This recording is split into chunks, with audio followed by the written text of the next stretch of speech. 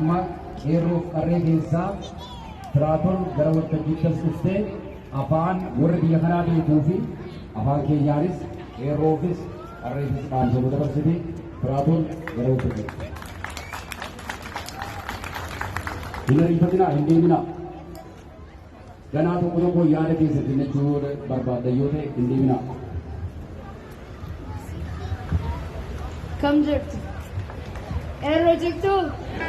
Oromoo jirtu? Hin jirraami? Laakiin dubbiin dhumanne amma jirra.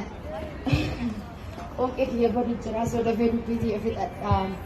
Wanti Obon Israel jedhee wanti tokko kan beekuu qabnu, the one thing that we must know is that as the youth, we have the voice. We have the freedom in Canada to speak where we don't have that back home.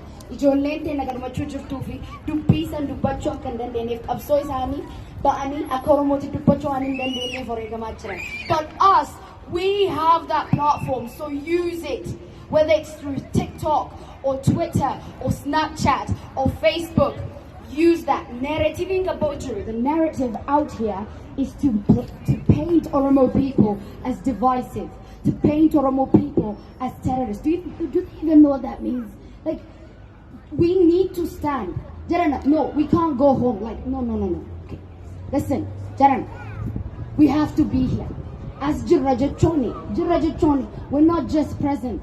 Sammunille, Barumsanille, Abso Kenna, Gutu Gubba, Hagagadi, Abachokab. Is that not truth? Lugamosoba.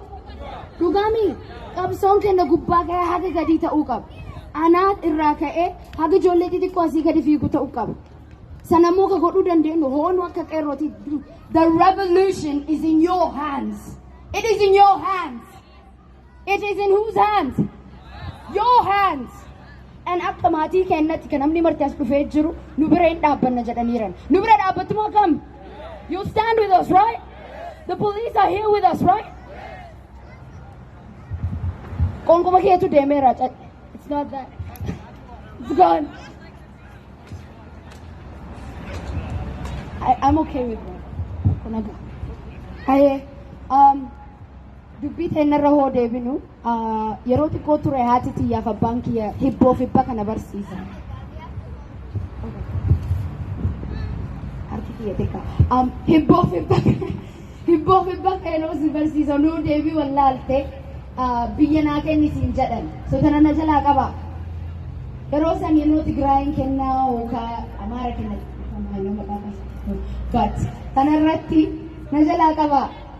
Oromootiya, Eerootiya, Nattas Gugat, Abiy mataa gadi gaggubadhu jedha. Oromootiyaas gubad. Abiy mataa gadi gaggubad. Mataa gadi gaggubad. Naftanyaa mataa gadi gaggubad. Isaan lola barbaadan, nu nagaa barbaadan.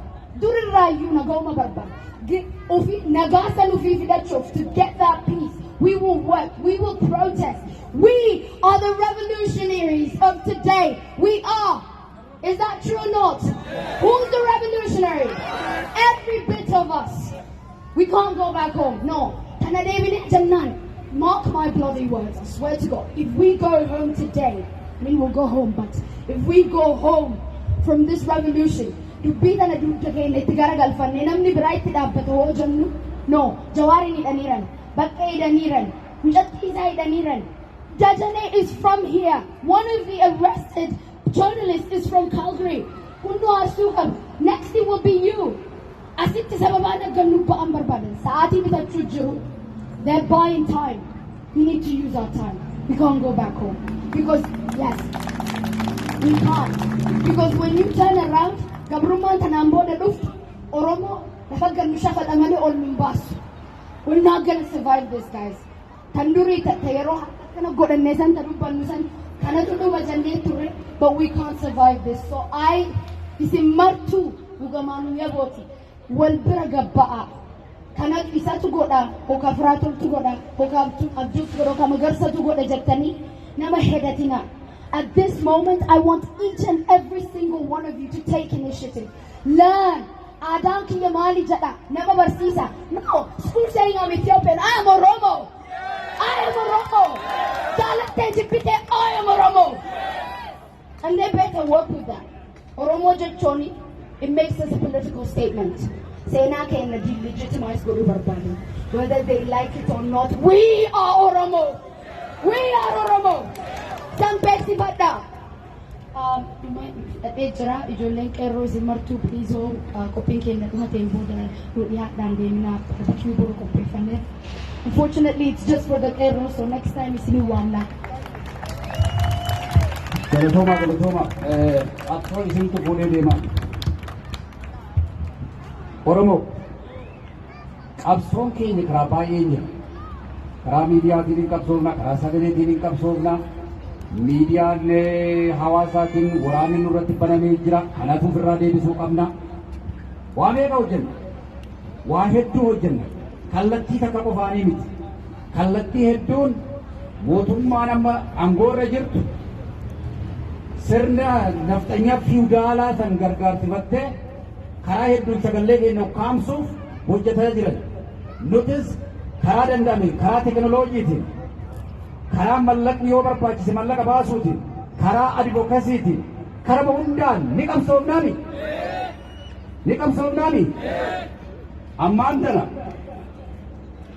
mootummaan Abiyyi Ahmed ummata keenya ofii ajjeesanii Oromotu ajjeese jedhe.